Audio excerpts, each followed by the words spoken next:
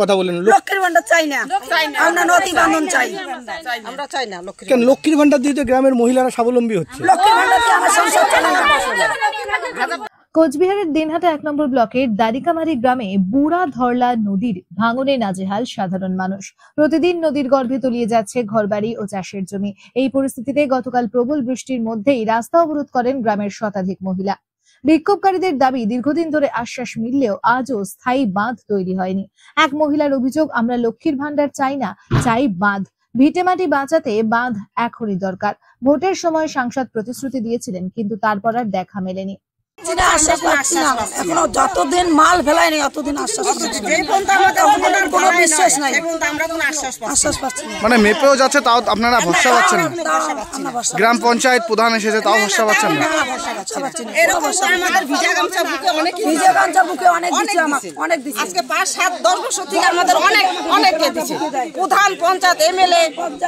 কথা বলতে গিয়ে, রাস্তার দাবি তুলতে গিয়ে লক্ষ্মীর ভান্ডারের কথা বলেন। লক্ষ্মীর ভান্ডার চাই না, আমরা নদী বাঁধন চাই। আমরা চাই না কেন? লক্ষ্মীর ভান্ডার দিয়ে তো গ্রামের মহিলারা স্বাবলম্বী হচ্ছে। লক্ষ্মীর ভান্ডার দিয়ে আমার সংসার চলে না। চাই না, চাই না আমরা। মানে আপনাদের মেইন দাবি আমরা নদী বাঁধন চাই। নদী বাঁধ। কেন? আমরা গরিব মানুষ, আমরা গরিব মানুষ, আমার জমি জমা নাই, কেনার মতো শক্তিও নাই। একদিকে যখন সাংসদের বিরুদ্ধে ক্ষোভ তুলে দিচ্ছেন, অপরদিকে লক্ষ্মীর ভান্ডারের বিরুদ্ধে ক্ষোভ, তাহলে কি মানে দিনের পর দিন এই ক্ষোভ জমা হতে হতেই বাড়ি সব ভাসি যাচ্ছে, ক্ষোভ থাকবে না? আমরা সাধারণ লোক জমি কিনে পাবো কি? বাচ্চা কাচ্চা নিয়ে কই যাবো? তা আমার মনের মধ্যে ক্ষোভ থাকবে না? আমাদের দরকার নাই লক্ষ্মীর ভান্ডার, আমার লক্ষ্মীর ভান্ডার চাই না। মানে সবাই কি একই কথা বলছে? আমার মেন হচ্ছে নদী বাঁধা, আমার মেন নদী বাঁধা। মেন হচ্ছে নদী বাঁধা। এই যে মাপজোক করে যাচ্ছে, আশা পাচ্ছেন? আমাদের কোনো আশা নাই। এর আগে কি কোনোদিন মাপজোক হয়েছিল? অনেক মাপ হচ্ছে, অনেক মাপ। বাংলা মানুষ তো বুঝি না, কত পেলেন ছাইরা দিছে, মাপ দিছে পেলেন দিয়া। মানে কোনো ভরসা পাচ্ছেন না? কোনো ভরসা পাচ্ছি না। তাহলে পরে কি করবেন যদি এই মাপতেছে তারপরে ভরসা না পান? তাহলে আপনাদের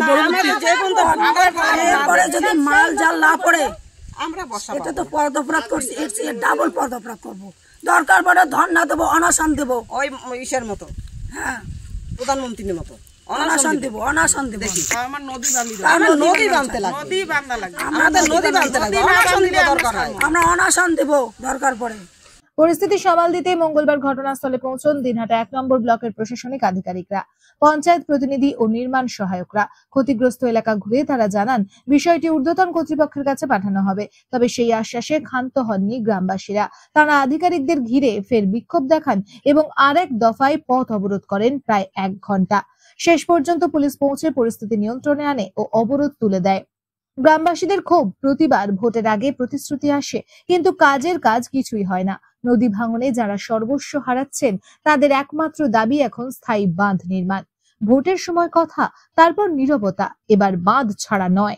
bureau news, ABN 24x7 Dinhata.